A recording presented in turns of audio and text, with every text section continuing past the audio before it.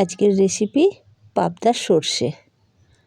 পাবদা মাছগুলো ভালো করে ধুয়ে নুন হলুদ মাখিয়ে নিয়েছি বন্ধুরা।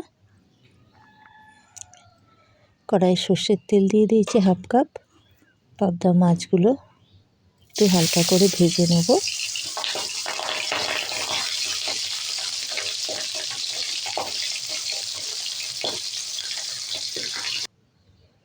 মাছগুলো ভেজে নিয়েছি বন্ধুরা।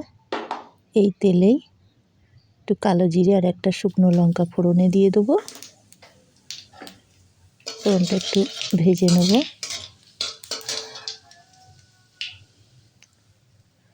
চার পাঁচ কোয়া রসুন থেঁতো করে নিয়েছি, রসুনটা একটু ভেজে নেব।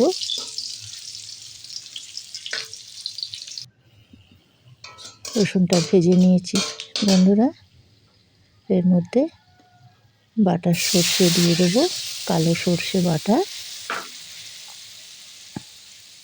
সামান্য একটু কাশ্মীরি লঙ্কার গুঁড়ো দিয়ে দেবো, পরিমাণ মতো নুন,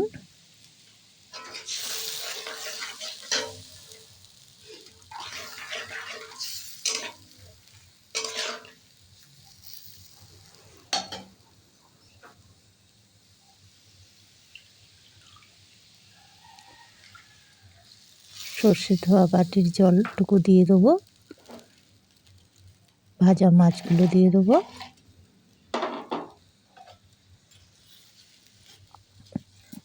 পরিমাণ মতো জলটা দিতে হবে মাছটা সিদ্ধ হওয়ার জন্য।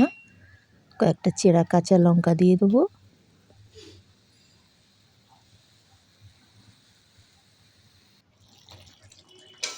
একটু ফুটিয়ে নিয়েছি বন্ধুরা। মাছটা সিদ্ধ হয়ে গেছে, 2-3 মিনিট মতো ফুটিয়ে নিয়েছি।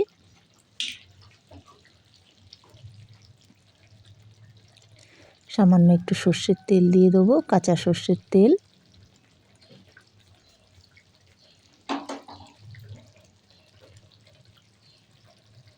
পাবদা সর্ষে রেডি বন্ধুরা।